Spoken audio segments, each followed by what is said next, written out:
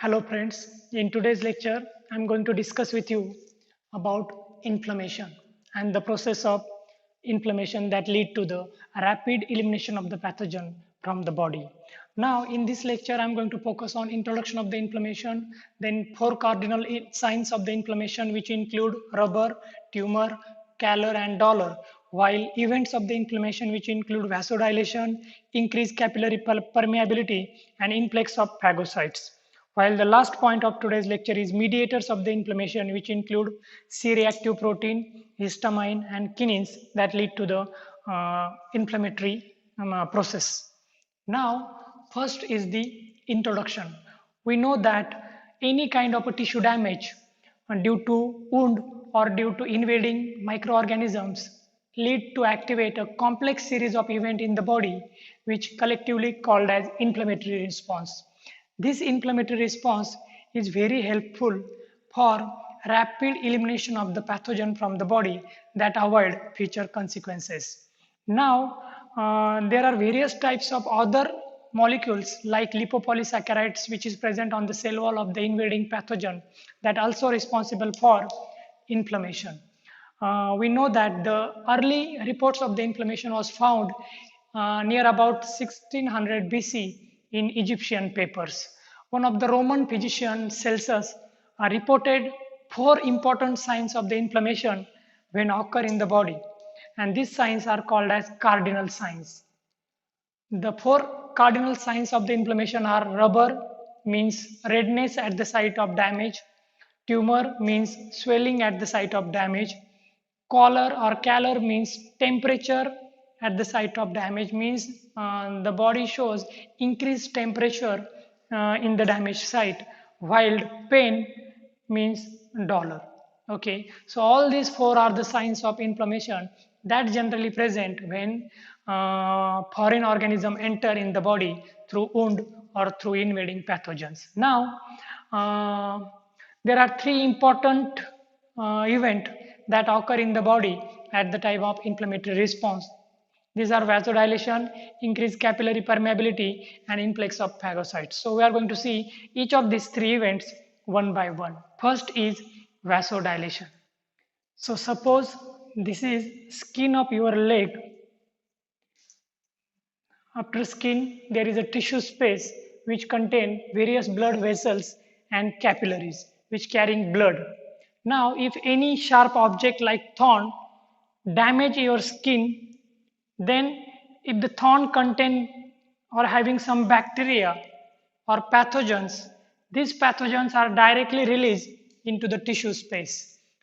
After the entry of pathogen in the tissue space, some chemical mediators are released like chemotactic signals that cause vasodilation of the capillaries.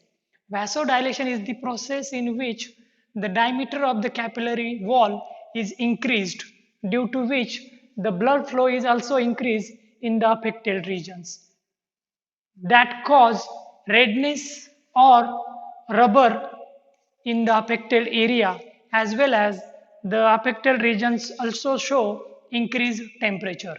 That means these two cardinal signs, rubber and calor, occur due to vasodilation of the capillaries. Now second stage of the inflammation begin, which is increased capillary permeability. Due to vasodilation, the endothelial or the wall of the capillary show increased permeability, and due to which some fluid molecules are oozes out from the capillary and then they travel or migrate towards the affected area. This fluid is called exudate, which contain various protein like complement proteins or antibodies. This exudate is generally useful to kill bacteria at the target site. Now, due to accumulation of the exudate at the target site, the next cardinal sign occur, which is tumor or swelling. The infected area show swelling due to accumulation of exudate. Now the third phase is begin, which is influx of phagocytes. In the third phase of the inflammation, due to chemotatic signal, the phagocytic cell which is present in the capillary start binding to the wall of the capillary, and this binding is called margination.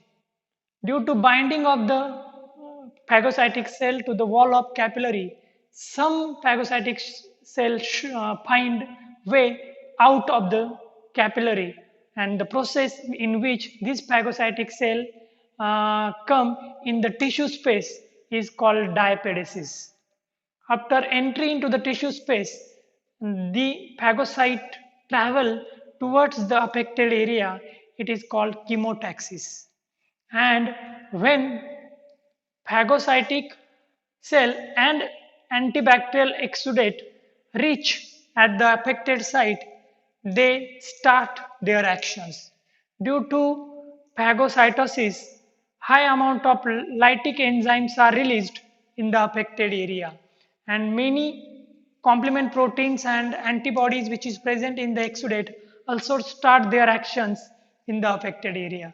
Due to this, dead cells, dead cell fragments and protein start accumulating in this area, which lead to formation of pus. So generally pus formation in the damaged area is the sign of inflammation in your body, and due to this process the pathogen is rapidly eliminated from the body.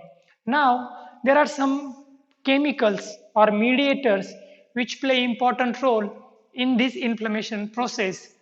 One of the key mediator of inflammation is C-reactive protein.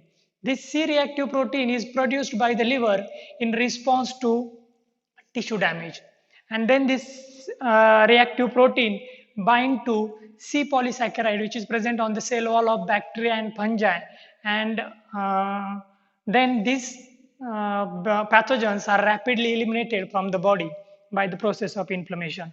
Another mediators of the inflammation is histamine. Histamine is produced by damaged cells or tissue after injury, and then this histamine cause vasodilation and increase permeability of the capillaries. The third and last mediator of the inflammation is kinins. These kinins are present in inactive form inside the plasma of blood. They only get activated after tissue damage, and after activation they lead to vasodilation. One of the important type of kinin is bradykinin. It is thought that this bradykinin is responsible for activation of pain sensor in the damaged area, and due to activation of pain in the damaged area, the individual try to protect the area. So it is the protective function, the pain having protective function in the damaged area which is caused by kinins. So in today's lecture we discuss about introductory part of the inflammation, then 4 important signs of the inflammation which occur during the inflammatory process, then 3 important events of inflammation, that is vasodilation, increased capillary permeability and influx of phagocytosis, and 3 important mediators of the inflammation means C-reactive protein, histamine and kinin. Thank you.